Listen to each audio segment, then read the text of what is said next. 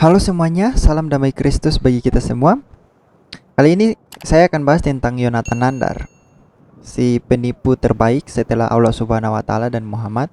Dan ini adalah pengikut sejati dari Muhammad dan Allah Subhanahu wa taala. Karena pengikut sejati mereka itu harus bisa menipu, harus bisa menyebarkan fitnah, harus bisa mendiskreditkan keyakinan orang lain tanpa mau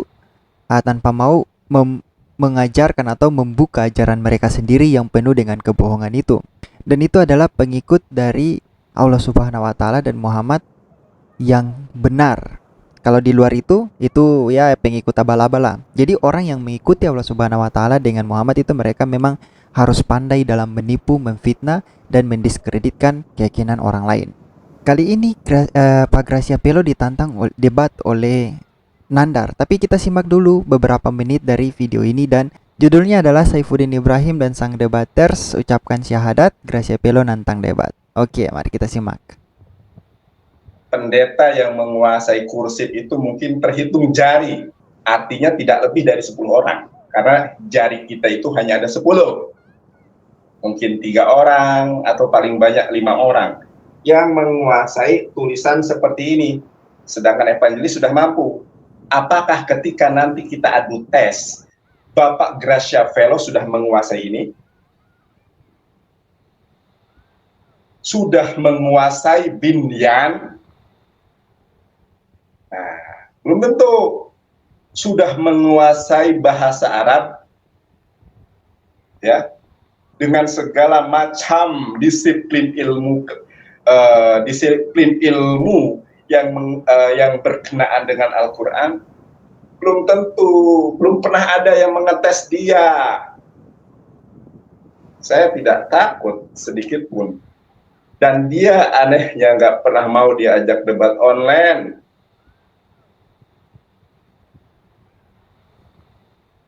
Debat nyata oke, tapi dalam kondisi semacam ini apakah Anda mampu mempersiapkan itu? Oke. Jadi menurut Nandar bahwa Pak Gracia Pelo tidak mampu berdebat secara online. Itu menurut Nandar. Selain itu, sebelumnya dia katakan bahwa mau menguji Pak Gracia Pelo tentang bahasa Ibrani dan seterusnya. Nah, ini adalah salah satu andalan dari para muslim, yaitu harus bisa berbahasa asli dari kitab suci. Nah, kalau memang harus bisa berbahasa asli dari kitab suci, mengapa Nandar tidak berdiskusi dengan orang Arab saja yang Kristen? Mengapa Nandar tidak berdiskusi dengan orang Arab yang Kristen atau orang Arab yang mempelajari Islam seperti Christian Prince? Mengapa Nandar tidak pergi ke sana lalu berdiskusi dengan dia dalam bahasa Arab kalau memang Nandar merasa bahwa dirinya adalah orang paling pintar dalam berbahasa asli dari kitab suci? Atau begini aja. Berdiskusilah dengan Rabi Yahudi. Dengan Rabi Yahudi yang bisa berbahasa asli dari Alkitab, Perjanjian Lama, yang selalu kalian klaim bahwa Ulangan 18 ayat 18 adalah nubuatan bagi Muhammad. Mengapa kalian tidak pergi berdiskusi dengan mereka pakai bahasa Ibrani? Mengapa? Itu kan andalan kalian. Jadi ya kalau memang IQ rendah, kalau memang bodoh, yang ngaku saja, tidak usah mengelak begitu, tidak usah cari alasan seperti itu. Nah, sekarang mari kita simak video dari Pak Gracia Pelo. Mari kita simak ya. Nah, yang menarik, barusan saya membuat akun YouTube di Facebook. Sudah ramai antara saya dengan Nandar yang selama ini dengan gaya pongahnya mengolok-olok saya sebagai pengecut, orang yang tidak berpendidikan, tidak mengerti bahasa Ibrani, ilmunya rendah. Saya ingin meluruskan, sebenarnya masalah ini tuh sudah saya biarkan agak lama. Masalah ini sudah saya biarkan lama. Pada waktu tahun lalu kalau nggak salah, Nandar mengajukan tantangan berdebat kepada saya. Saya sudah sampaikan kepada Nandar melalui kawan saya bahwa saya kepingin debat terbuka bertatap muka langsung. Nanda menyanggupi dan dia cari waktu untuk pergi ke berbagai kampus-kampus. Tapi nyatanya sampai sekian lama dia tidak bisa menemukan. Terus dia memberikan alasan jangan di kampus lah, kita ke debat online. Saya mengatakan jangan, saya tidak mau debat online karena banyak celah dan kekurangannya. Bisa tiba-tiba kalau bingung dikasih pertanyaan tidak bisa jawab, bisa matikan Zoom-nya atau Skype atau StreamYard, terus dihidupkan lagi dengan alasan maaf sinyal buruk. Bisa mematikan rekaman untuk minta tolong dan berbagai macam intrik. Di saat saya menawarkan debat terbuka dan Nandar tidak bersedia, Nandar malah membuat postingan mengolok-olok saya sebagai pengecut, tidak punya ilmu, orang yang ilmunya rendah, gampang dikalahkan dengan segala macam kata-kata yang sombong yang dia ucapkan. Begitu saya lihat Nandar berbohong dari postingan-postingannya, saya malah sengaja diam, tidak mereaksi di YouTube, di mana-mana diam. Saya biarkan dia mempromosikan dirinya setinggi langit, menyombongkan diri kemana-mana dan merendahkan saya biarkan. Nah, baru kemarin di YouTube saya mengklarifikasi dan meminta Nandar, ayo Nandar, kamu kan sudah sekian tahun, 1 tahun lebih menantang saya dan mengolok-olok saya tidak berani debat. Aku kepingin berdebat tatap muka, tidak mau dengan online. Karena kalau pakai debat online, kamu bisa minta contekan, bantuan dari orang-orang yang ada di balik kameramu. Kalau memang Anda sehebat yang kamu ucapkan dengan berbagai kesombongan itu, ayo diuji. Kalau memang aku rendah, gampang mengalahkan Gracia Pelo, ayo duduk di satu meja, satu ruangan. Di saat itu kualitasmu dan kualitas saya teruji di depan publik. Dan di saat terjadi debat terbuka antara kamu dengan saya, siapapun boleh hadir, siapapun boleh meliput dan menyiarkan online saat itu juga. Jadi, apakah saya yang berkali-kali meminta, ayo ketemu? Bagi saya, arena dialog terbukanya, saya tidak pernah milih tempat. Apakah di kampus-kampus muslim? Silakan. Saya sudah berkali-kali debat terbuka di kampus-kampus muslim. Apa kamu di pondok pesantren? Silakan kamu cari. Asalkan debatnya terbuka, semua orang agama apapun, profesi apapun boleh hadir dan menyaksikan debat terbuka antara saya dengan kamu. Silakan tentukan pondok pesantrennya. Atau mau berdebat di masjid, seperti kain nama dengan saya. Tentukan masjidnya. Di masjid apa? Saya hanya minta surat dari takmir masjidnya mengundang saya untuk hadir dalam dialog terbuka tanggal sekian di masjid ini. Hanya itu aja. Jadi kalau Anda mengatakan saya ini pengecut, bodoh, silahkan. Mari dibuktikan di debat terbuka. Tapi memang kelihatannya si Nandar ini punya ciri, punya sifat.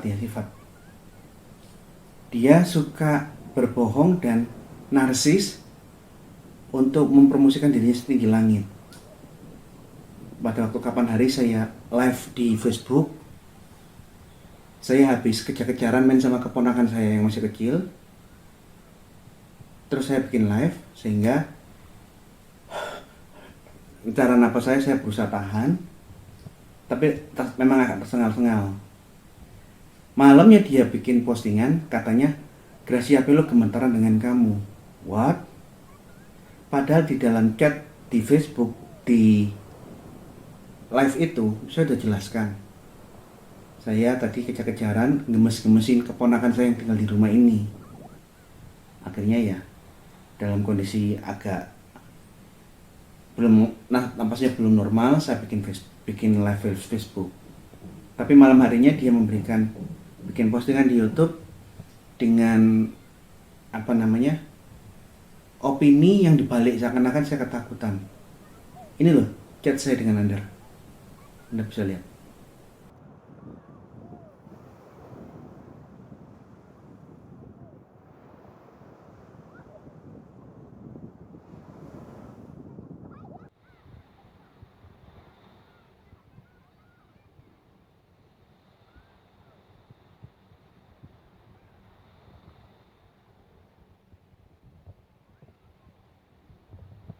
Dia sudah tahu bahwa saya sudah memberikan penjelasan, tapi dengan sengaja dia berbohong untuk menyembungkan dirinya bahwa dia ditakuti oleh siapapun dan ditakuti oleh Gracia Pelo.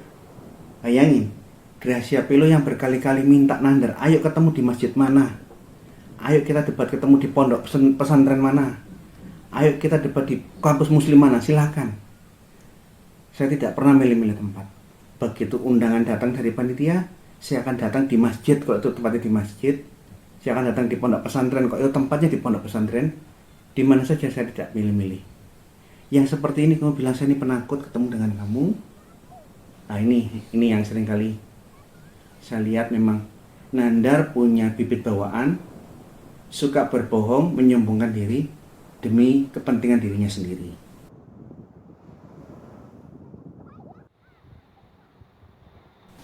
Demi menghindar dari keinginan saya berdebat secara offline, Nandar membuat postingan yang berusaha mengelak dengan cara dia meminta saya yang harus cari tempat di gereja atau di STT untuk debat offline antara saya dengan dia. Bagi saya ini ya hanya pengelakan yang dilakukan Nandar, karena saya pernah diminta seperti ini sekitar tahun 2011 oleh Esi Fahmi, ketuanya Abdullah Wasian Foundation, supaya debatnya bergantian di gereja, terus tempat-tempatnya muslim, di STT, di Universitas Muhammadiyah. Saya sudah cari bertahun-tahun, saya cari keliling manapun, tidak ada STT dan gereja yang mau jadi tempat debat di Jawa, di Surabaya. Karena maklum, penindasan, persekusi terhadap kekristenan itu sangat masif di seluruh Jawa. Gereja yang sudah ada dilempari batu, gereja yang ada disuruh dipaksa tutup, orang yang ibadah diusir, dibubarkan. Jadi mereka tidak mengizinkan, ada banyak tempat orang tidak mengizinkan orang beragama lain beribadah. Mereka mengusir, memaksa dan berusaha menutup. GKI Yasmin. Jadi saat itu saya ngomong sama Pak Asif Mahmi, saya kesulitan cari tempat STT maupun gereja yang mau jadi tempat ajang debat. Bagaimana kalau tempatnya Islam? Bukankah Islam kan mayoritas? Tidak ada yang ganggu kalian. Sejak saat itu, Abdullah Wasian bekerja sama dengan kelompok kami Paguyuban Amin sudah 4 kali melaksanakan dialog terbuka di kampus-kampus muslim. Plus saya pernah 1 kali debat, bukan debat sih, saya datang mengunjungi undangannya muslim, berdialog dengan Kainama, yang di dalam pertemuan itu Kainama terbukti tidak bisa berbahasa Ibrani dengan baik, semua ucapannya keliru, bahkan saya bisa menelanjangi kebohongan Kainama di dalam masjid bahwa Bible Tahnak Institute, tempat di mana dia lulus S3 di Haifa, Israel, tidak ada tempatnya di dalam Google. Sekolahnya tidak ada di dalam Google, alamatnya tidak pernah ada. Artinya Kainama tidak pernah sekolah karena sekolahnya tidak ada di internet. Nah, jadi kembali lagi ke Nandar, jangan mengelak untuk ketemu di tempatnya muslim. Kalau kamu minta ke tempatnya Kristen, tidak ada yang mau. Apa yang kamu takutkan kalau tempatnya di masjidmu, tempatnya di pondok pesantrennya Islam, tempatnya di kampus-kampus muslim, kamu mayoritas, tidak ada yang ganggu kalian. Beda sama Kristen yang selalu ditindas, gerejanya dilempari batu, ditutup, orang yang ibadah dipaksa pergi, tidak boleh ibadah di situ, tidak boleh menyembah Tuhannya, tidak boleh beribadah kepada Tuhannya. Tapi kalau dia menjadi mualaf, tidak ada paksaan kepada agama, ini dapat hidayah, kan gitu kan? Jadi teman-teman, kenapa saya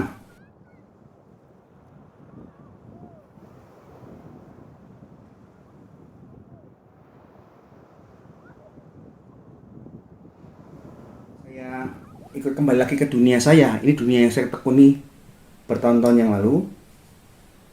Dulu saya melayani di dalam dunia dialog di Facebook. Sekarang saya kombinasi antara YouTube dan Facebook supaya semua subscriber saya bisa lihat bagaimana materi yang saya tampilkan, saya ajarkan di YouTube. Kalau mau lihat aplikasinya dialog di Facebook antara saya dengan polemikus Muslim, silakan lihat akun saya, ketik nama Inyo, DP-nya gambar singa. Itu akun saya. Supaya nanti kalian semua bisa mengikuti, oh materinya seperti ini ilmunya. Aplikasi kalau terjadi dialog, terjadi diskusi dengan pihak polemikus Muslim yang sering menghina dan memfitnah ajaran Kristen, gimana toh? Anda bisa ikuti, Anda bisa lihat. Kepada polemikus Muslim, siapapun yang ingin berdiskusi dan berdebat dengan saya, silakan ajukan pertemanan dengan saya. Apapun komenmu, baik atau buruk, sopan atau kotor, tidak akan pernah saya hapus. Silakan masuk dan berteman dengan saya. Jadi inilah Polo-Polo Manis. Saya mulai mengembangkan pelayanan saya baik di YouTube dan Facebook. Doakan terus supaya bisa saya terus melayani dengan baik di dalam tuntunan Tuhan. Tuhan memberkati kita semua. Amin. Oke, jadi itu adalah klarifikasi dari Pak Gracia Pelo.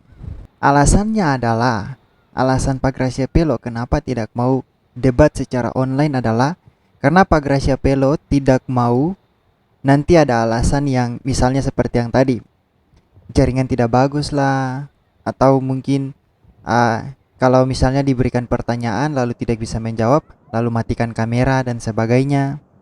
Nah, itu alasan dari Pak Gracia Pelo. Tapi Pak Gracia Pelo siap untuk berdebat dengan Nandar secara terbuka.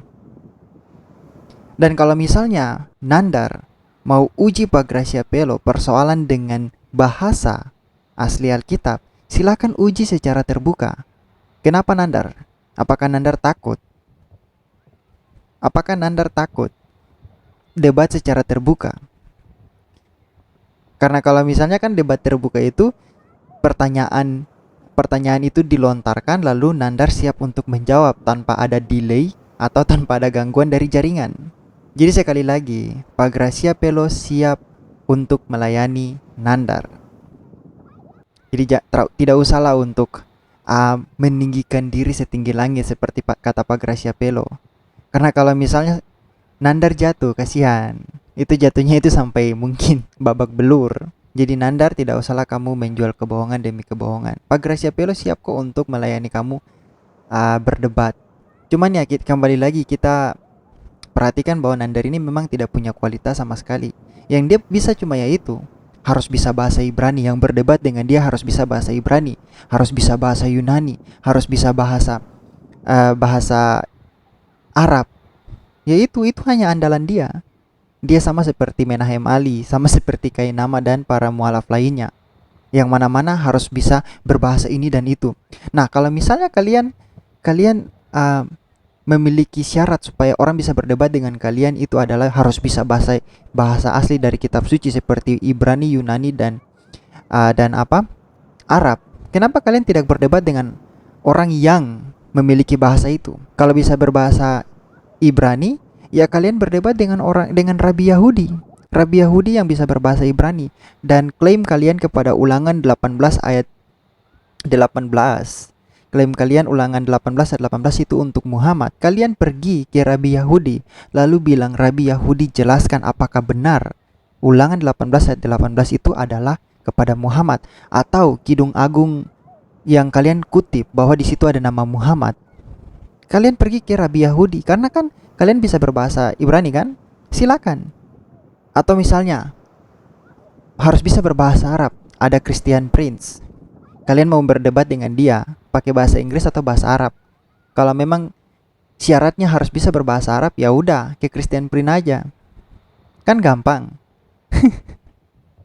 Kita berdebat dengan bahasa yang mudah dimengerti orang dan dengan materi, argumentasi yang esensial. Perdebatan hanya sebatas filologi yang selalu digunakan oleh polemikus Muslim itu tidak esensial. Mungkin